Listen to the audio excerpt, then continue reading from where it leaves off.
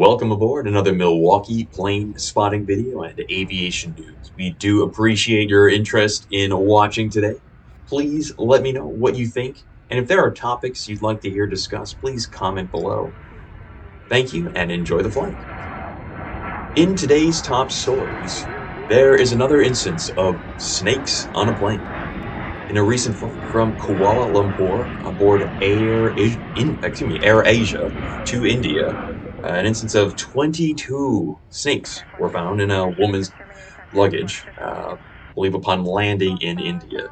Of course, security agents are used to looking for contraband items, drugs, weapons, various other items.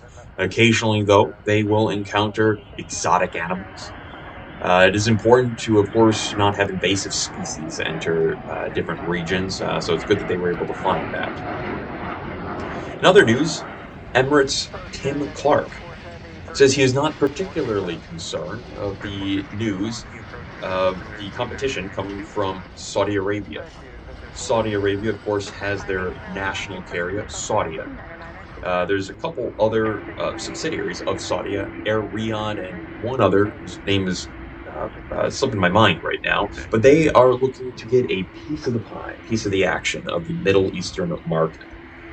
Tim Clark goes on to say the demand is high for air travel in that area, and frankly, the investment from the Saudi carriers will boost the overall economy in the area, benefiting everyone, and he wishes them the best of luck.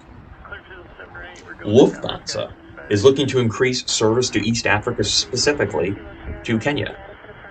They already have several flights per week from Frankfurt to Nairobi, and now they are increasing that to daily through the remainder of the year.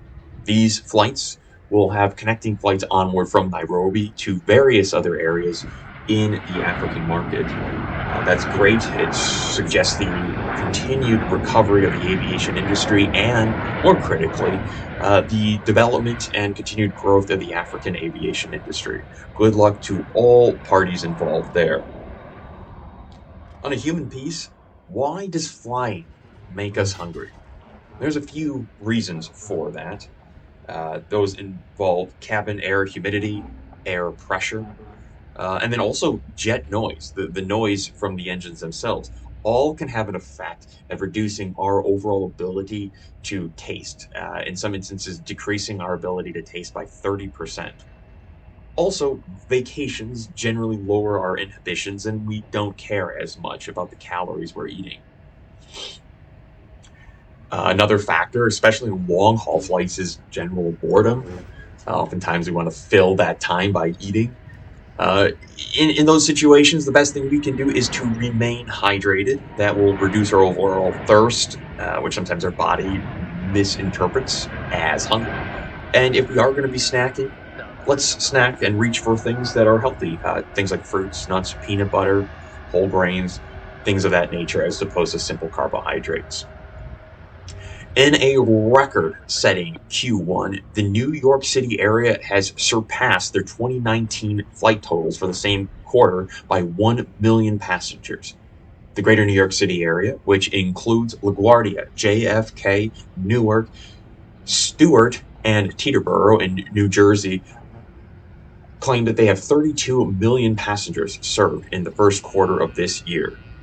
As a result, the FAA is actually asking U.S. domestic carriers to decrease their overall flights into the region so as to help support the ATC folks who are experiencing staffing shortages. Jason Rabinowitz from Flight Radar 24, an aviation blogger, states that the area has roughly just over half as many ATC controllers as it needs. It'll take time to hire and train the ATC controllers for this area. It's not a short fix. As a result, anyone flying in and out of the greater New York City area this summer may experience delays. As always, pack your patience. The C919 and ARJ21 out of China have received a total of 100 combined orders from the Hainan group, 60 for the C919 and 40 for the ARJ121. There's no timeline yet given on these deliveries.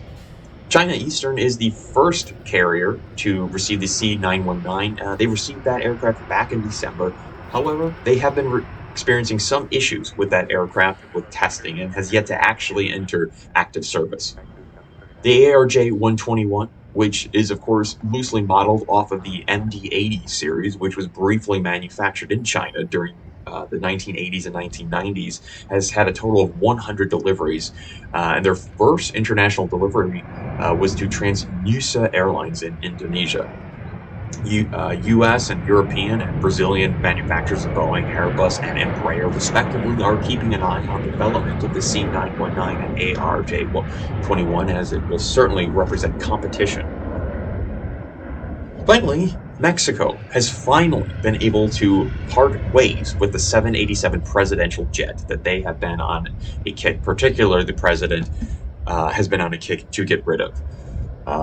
This particular aircraft was purchased in 2012, I believe it was, for somewhere around $200 million, and only one president has used it. The previous president before our current one, Obrador, used it on a number of occasions. The current president, Obrador, feels that this was a, quote, excess for Mexico. As part of his political campaign, is looked to get rid of it. He tried to offload it to Justin Trudeau in Canada, and even considered selling the aircraft to, I believe it might have been Mexicana Airlines. However, the cost to be able to retrofit a otherwise private, full-size, wide-body aircraft into standard commercial configuration would be excessive. They were able to sell this jet to the government of Tajikistan for approximately $92 million, and the president has gone on to say that the Mexican government, will use these proceeds to build hospitals in a couple of hospitals in some of the poor regions of the country. So good for them on that.